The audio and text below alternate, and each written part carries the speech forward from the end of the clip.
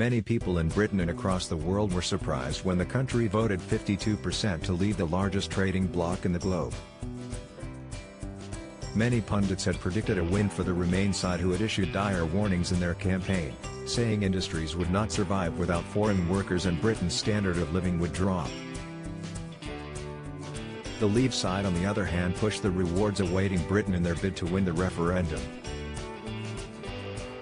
Half a decade after the referendum and 6 months after the Brexit transition period expired, how do you feel the exit from the EU is going for the UK? Freedom of movement of EU citizens ceased after Brexit, and many Britons saw this as a victory for their homeland. Take back control was a slogan shouted over and over again by Brexiteers as they touted the benefits of the UK having full control of its waters and borders. Did you predict that by now Britons would have more Brexit freedoms?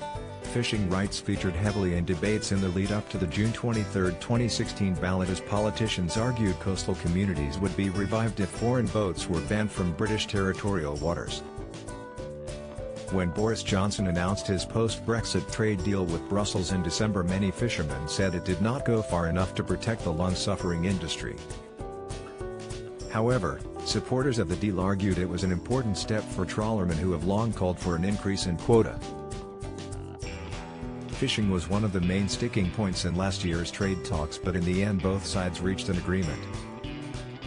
Under the deal, 25% of EU boats fishing rights in UK waters will be transferred to the British fleet over a period of 5 years. Do you think fishermen in the UK got a fair deal, or should Mr. Johnson have pushed for more quotas? This week the Prime Minister celebrated his first major post-Brexit trade deal as a hefty pact was signed with Australia.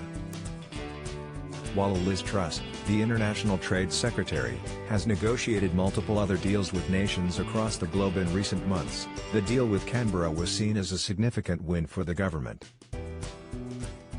What do you think has been the biggest Brexit victory so far? EU heavyweights France and Germany continue to dominate the 27-member bloc. France in particular was vilified by many pro-Brexit campaigners over its brazen attempts to cling on to fishing rights enjoyed by its fishermen while Britain was a member of the EU. But recently both countries showed signs of wanting to forge strong post-Brexit relations with the UK. Last month it was reported that France, Germany, and Italy, the three leading European powers, were each trying to reach bilateral agreements with the UK focusing on defence cooperation. Now that Britain is no longer a member of the club with Germany and France, does this cause you to see the two countries in a different light? Some Remainers who are still refusing to accept Brexit and the will of the majority of voters in the referendum have vowed to keep fighting to rejoin the bloc. Last spring the party Rejoin EU was formed, fueled by an anti-Brexit sentiment. However, the group's candidate for the London mayoral election, Richard Hewison, failed to top the polls. Do you think Rejoiners' efforts will one day bear some fruit, or do you believe it's wishful thinking for people to expect Britain will one day return to the EU's fold? The government is planning on introducing a yacht, costing up to £200 million, to strengthen Britain's ties to countries across the world after Brexit. The vessel will be used to host trade fairs, ministerial summits and diplomatic talks. It is part of Mr. Johnson's bid to make the UK a major player on the world stage now that it is free of the shackles of the EU.